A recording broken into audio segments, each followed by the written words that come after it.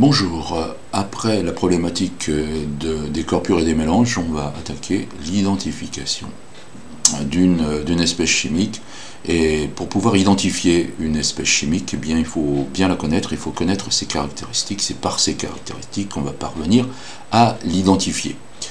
Bien, on va commencer toujours par voir quels sont les éléments dont on disposait sur Oscillo-Becher.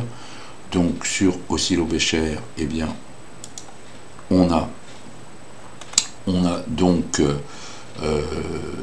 un article qui s'intitule qui est toujours dans le cadre de corpures et mélanges quotidiens, mais on voit qu'on va passer à la partie sur donc les caractéristiques. On commence par nous donner un tableau avec un certain nombre de caractéristiques qui sont listées dans ce tableau, et on voit qu'on commence par des températures, mais pas n'importe quelle température, température de fusion, température d'ébullition, qui correspondent à des changements d'état. Alors la problématique des changements d'état, on va y arriver tout à l'heure. Pour comprendre ce que c'est qu'une température de fusion θF, θ est une lettre grecque qui désigne souvent la température. Donc θF, c'est particulièrement la température de fusion.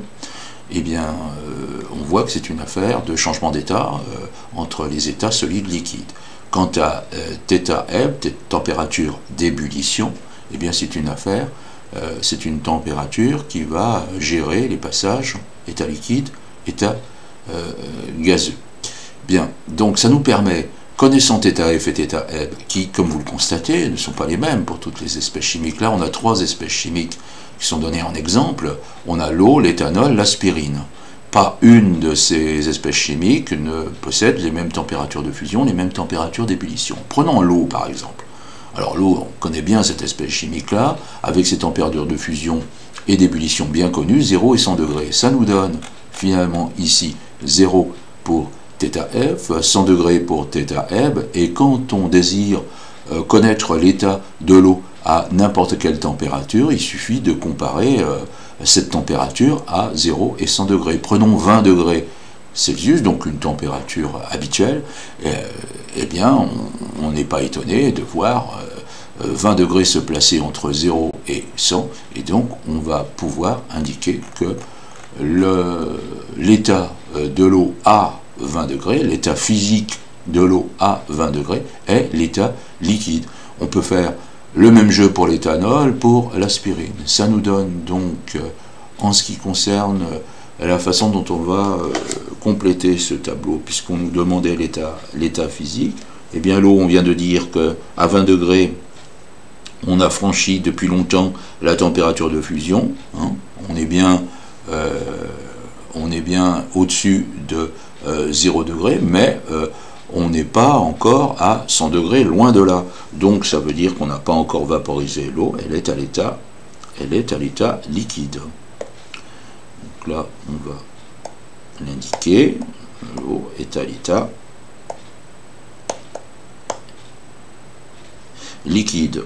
L'éthanol, alors si on regarde l'éthanol, bon, il faut franchir moins 114 degrés, il faut être plus chaud que moins 114 degrés, c'est évidemment le cas, mais vous voyez qu'on n'est pas encore, là, on n'a pas encore vaporisé l'éthanol quand on est à 20 degrés, donc l'éthanol est toujours à l'état liquide. Quant à l'aspirine, on voit bien que les températures sont bien supérieures, puisque 135 degrés, c'est bien supérieur à 20 degrés. Donc, quand on est à 20 degrés, on n'a pas encore fondu l'aspirine. L'aspirine n'est pas encore à l'état liquide, donc ça signifie qu'il est encore à l'état solide. Donc, voilà ce que l'on peut compléter pour les trois espèces chimiques. Et on peut aller un petit peu plus loin dans les caractéristiques de ce tableau. Alors on passe à masse volume micro, dont on nous donne les valeurs et l'unité gramme par centimètre cube. On passe ensuite aux densités, on va y revenir. Là on voit qu'on a les mêmes valeurs, mais on n'a plus d'unité. On va revenir sur la notion de miscibilité, comme vous le voyez, qui est une notion qui ne concerne que les liquides. Donc nous ne parlerons de miscibilité que par que pour l'eau et l'éthanol, et la question qui se pose, c'est est-ce que le liquide en question est miscible à l'eau? Alors l'eau est évidemment miscible à l'eau, elle peut se mélanger en une seule phase avec l'eau, hein, donc ça c'est pas un scoop, mais on voit que là, en ce qui concerne l'éthanol, eh bien l'éthanol est miscible avec l'eau. On avait vu il n'y a pas longtemps que l'huile par contre n'était pas miscible avec l'eau, on le reverra tout à l'heure. Vous voyez qu'on a des croix pour l'aspirine, puisque l'aspirine n'étant pas un liquide, la question de la miscibilité ne se pose pas. Par contre, ce qui se pose comme question à propos de l'aspirine, c'est si vous avez à dissoudre un comprimé d'aspirine dans un verre d'eau, eh bien, vous allez vous demander si, effectivement, un verre d'eau, c'est capable de dissoudre le comprimé d'aspirine. Cette problématique-là, elle indique que, évidemment, si vous ne prenez qu'un verre d'eau, vous ne pourrez pas dissoudre des quantités industrielles de soluté. Le soluté étant le corps que vous cherchez à dissoudre, alors que le solvant, c'est le liquide qui va dissoudre potentiellement le soluté. Donc il y a une limite, hein, on ne peut pas dissoudre des quantités industrielles de soluté. Et donc, il y a une grandeur qui permet de nous renseigner sur la masse maximale que l'on peut dissoudre dans 1 litre de solvant, c'est ce qu'on appelle donc la solubilité. Alors, la solubilité, elle est donnée en dernière ligne du tableau. On voit que la solubilité ici de l'aspirine est relativement faible hein, dans l'eau. C'est-à-dire, si vous prenez 1 litre d'eau, vous ne pouvez dissoudre que 4,6 grammes d'aspirine, alors que si vous prenez 1 litre d'éthanol, eh bien, vous pouvez dissoudre 200 grammes d'aspirine. Ça encore, c'est une caractéristique de l'eau, de l'éthanol, qui sont 2 solvants, c'est-à-dire 2 corps qui peuvent être amenés à dissoudre des solutés comme l'aspirine, mais comme vous le voyez, l'éthanol ici se révèle être un bien meilleur solvant que l'eau. Si on continue, alors on va arriver donc, comme on l'a anticipé un petit peu tout à l'heure, à la problématique des températures de changement d'état, et là on nous interrogeait sur qu'est-ce qu'on pouvait compléter, hein, qu'est-ce qu'on pouvait compléter quand il s'agit de parler de température de fusion et de température d'ébullition. Température de fusion, on a dit tout à l'heure que ça ne pouvait concerner que l'état solide, l'état liquide, dans un sens comme dans l'autre. Ça signifie donc que l'essentiel, c'est de parler de l'état solide, l'état liquide. Le changement d'état, le passage, donc solide-liquide ou liquide-solide, se fait à une même température qu'on appelle la température de fusion. Fusion, c'est quand on est dans le sens solide-liquide, et on va voir tout à l'heure quels sont les noms qu'on attribue au changement d'état inverse. Mais une chose est certaine, pour solide-liquide, c'est la même frontière que l'on passe. Par contre, lorsque l'on envisage la température d'ébullition, eh bien, c'est qu'on gère les passages liquide-gazeux ou gazeux-liquide. Donc là, on va compléter, mais on aurait pu mettre gazeux liquide, c'est un passage qui franchit la même frontière qui est la frontière entre liquide et gazeux, c'est l'ébullition. Ensuite, vous voyez, on nous donne le nom des changements d'état inverses. Donc, le changement d'état inverse de la fusion, c'est la solidification. Le changement inverse de l'ébullition, la vaporisation, c'est la liquéfaction. Donc, de cette manière-là, on va effectivement pouvoir, par déduction, compléter le nom des 3 états. Alors, on va donc pour cela changer de copie d'écran. Voilà. Et on va prendre donc ce tableau qu'on va modifier, qu'on va annoter. Alors, on va déjà envoyer ça plutôt sur le côté, voilà ça. Donc là, on va dire que fusion, solidification, hein, ça concerne l'état solide. Donc un solide qui fond, c'est un solide qui passe à l'état liquide, et un liquide qui se vaporise, c'est un liquide qui passe à l'état donc gazeux, ça nous permet de compléter les 3 états. C'est essentiel de savoir compléter les 3 états. On voit au passage, donc on voit que les choses sont assez bien faites pour le choix des noms. Solidification, on fait un solide à partir d'un liquide, voilà, on est dans ce sens-là. Liquéfaction, on fait un passage vers l'état liquide à partir de l'état gazeux. Voilà pour donc ce tableau à compléter. On en arrive, on l'a vu tout à l'heure dans le tableau, on en arrive à la problématique de la masse volumique d'un corps. Alors la masse volumique d'un corps, c'est le rapport de la masse d'un échantillon de ce corps sur le volume de cet échantillon. Évidemment, il y a une problématique d'unité, il faut faire attention. Donc si on choisit de laisser la masse en grammes et le volume en centimètres cubes, on obtient bien entendu, puisque c'est un rapport, on obtient des grammes par centimètre cube, grammes, centimètre cube, exposant moins 3. On peut remarquer dans le tableau le rappel sur les unités de volume et de capacité que le décimètre cube et le litre c'est du pareil au même, et le centimètre cube et le millilitre c'est la même chose également. Donc que vous vous exprimiez en centimètres cubes ou en millilitres, que vous disiez que la masse volumique de l'eau, pour prendre l'exemple qui est à connaître, la masse volumique de l'eau est de 1 gramme par centimètre cube, ou que vous disiez la masse volumique de l'eau est de 1 gramme par millilitre, c'est tout à fait similaire. Alors, on va ensuite comprendre comment est-ce qu'on peut compléter les petites questions qui se posaient juste après, c'est-à-dire finalement, bon, on peut se demander quand on a la masse volumique, quand on a la masse volumique, est-ce qu'on est capable d'en déduire, et le volume, est-ce qu'on est capable d'en déduire la masse? Même chose, quand on a la masse volumique et la masse, est-ce qu'on est capable de déduire le volume? Alors pour cela, il faut travailler sur cette relation-là. Là, elle est très pratique quand vous avez à chercher la masse volumique et que vous avez la masse et le volume.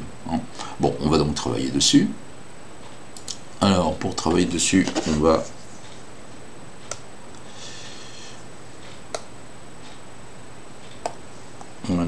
changer de copie d'écran, on va la modifier aussi. Voilà. Toc. Bien. Donc là, on va travailler sur ρ égale m sur v, et vous voyez bien que quand il s'agit de trouver m, la masse, bon, c'est pas très pratique. Alors là, par contre, on voit bien que si on arrivait à multiplier par le volume serait en haut ou en bas, et donc on aurait une simplification possible. Mais si je multiplie par v ce membre-là de l'égalité, il faut que je multiplie par v ce premier membre. Du coup, on va le faire. Alors, si on fait ça de manière plus visible, voilà. Donc je multiplie par v ce membre, et je multiplie par v cet autre membre. De cette manière-là, ici j'ai v en haut et en bas, et donc j'atteins que finalement, ρ égale m sur v, c'est la même chose, enfin, sous une autre forme, c'est la possibilité pour moi de dire que la masse, c'est le produit de la masse volumique par le volume. Ça, c'est une première chose. Bien. Alors, si on veut pouvoir retravailler là-dessus tout à l'heure, voilà, j'efface un petit peu, on va reprendre l'étape sur laquelle on est arrivé ici, et on va donc la travailler. Alors, voilà. La masse est égale donc à ρ fois v. Là, je peux me demander, si je cherche v, comment je vais m'y prendre? Alors je vois que j'ai un facteur qui m'embête, c'est le facteur masse volumique, ici. Donc je peux diviser, je peux penser à diviser par ρ, de façon à pouvoir me débarrasser du facteur qui est gênant.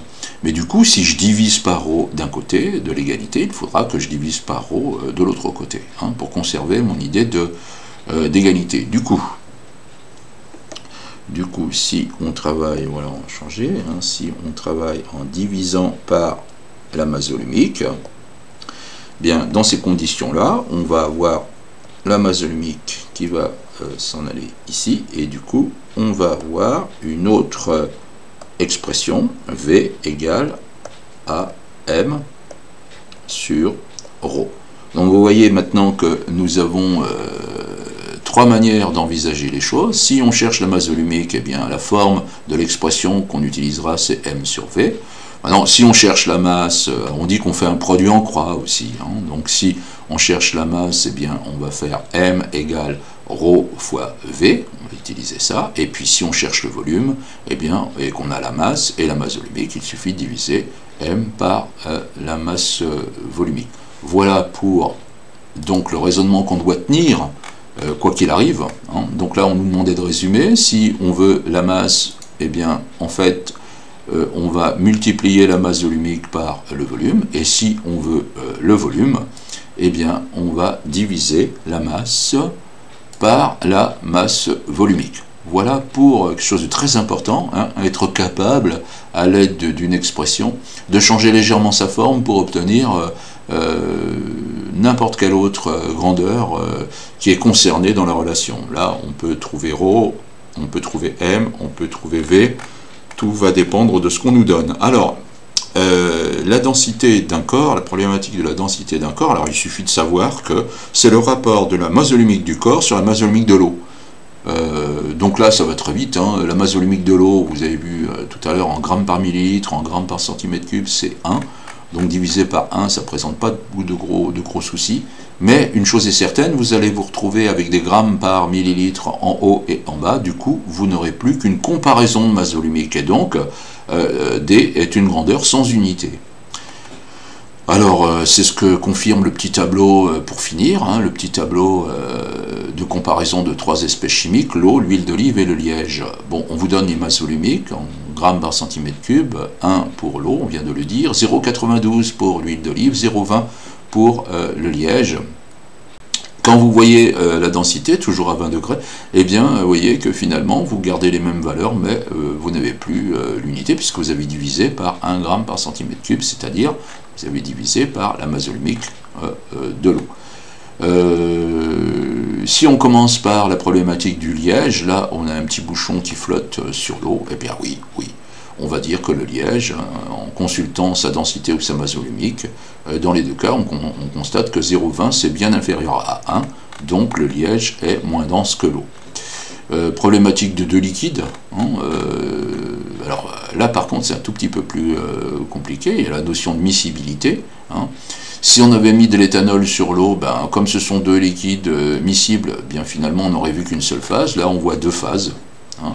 Et la densité vous permet d'identifier les deux phases. Hein. Vous savez que l'huile d'olive a une densité de 0,92, donc inférieure à la densité de l'eau, donc elle va flotter comme le bouchon. Hein. Donc là, on reconnaît la phase de l'huile d'olive au-dessus, puisque l'eau est plus dense que l'huile.